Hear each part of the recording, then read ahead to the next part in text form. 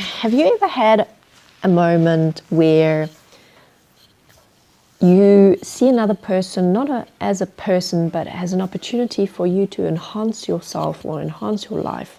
Like, hey, you know what, that person, maybe they can get me a better job. Or, hey, maybe that person will want to marry me and then just look after me my whole life, and I can just have a good life and everything will be fine. And I'll live in a mansion and have a nice car, and all of their money will keep me comfortable. You probably have. I mean, I know I have. I've had plenty of those kinds of thoughts in different scenarios and different ways and different moments. And you know what's interesting about it is that not everything that comes up in us is a reflection of who we are as individuals. For me, when these kinds of thoughts come up, because it's like the experience of them is like, wow, where did that come from? It's like it came out of nowhere. It's not a pre-planned type of like thing that I've been thinking about for ages. It literally just comes out of nowhere, and I'm like flabbergasted that how could I think that? How could I see another person in that way? What's wrong with me? But these thoughts, like I said, are not necessarily reflections of us as individuals.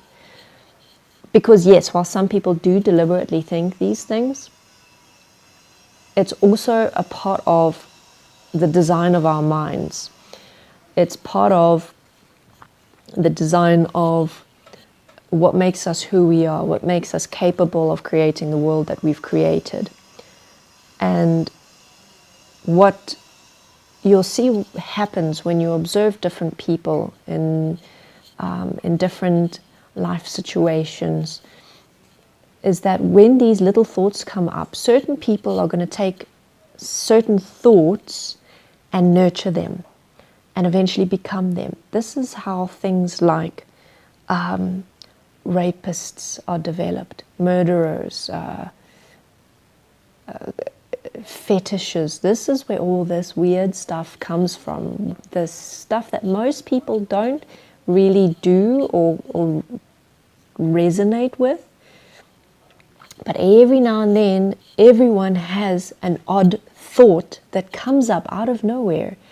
And either you're going to pay attention to it and pay more attention to it and keep thinking about it and bring it up more and more and more and more and eventually make it a part of who you are, either in a way where you so strongly resist the thought and so strongly judge yourself for having it that you try and live your life as some kind of evidence that you are not that, or you become it completely where you take that thought and you run with it and you make it a part of who you are. Or the other thing that can happen is the thought comes up like, oh, where did that come from? I'm just not going to ever think that again. And then we just push it aside and try and forget it ever happened. So what I do when one of these random, surprising, out of nowhere, very contradictory or contrary to who I am thoughts comes up is I will acknowledge it. I'll say, okay, I see you there. However, thanks but no thanks, and basically let it go.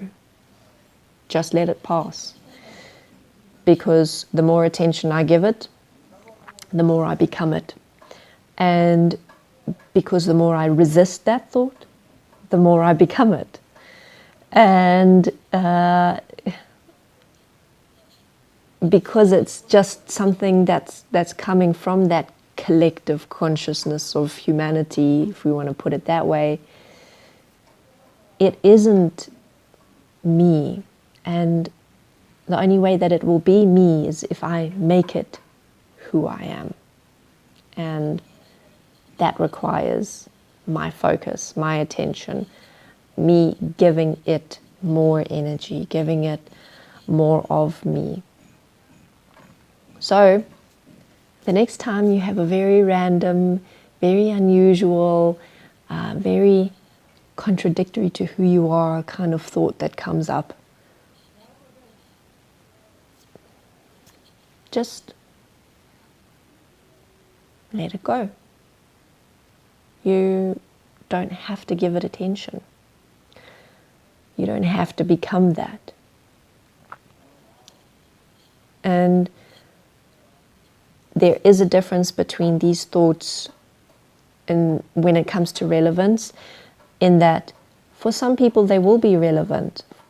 Sometimes I have thoughts that come up out of nowhere that are very relevant to who I am, where I'm at that point in my life. And sometimes I have thoughts that I don't relate to at all. It's up to each of us to determine which is which. Because if we disregard something that actually ends up being important or being a reflection of who we are, then we're essentially delaying the attention that it needs. So, as confuzzling as this may seem,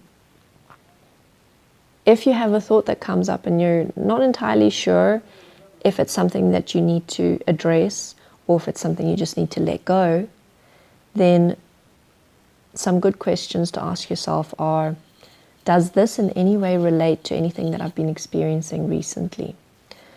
Does this in any way reflect who I have been in the past?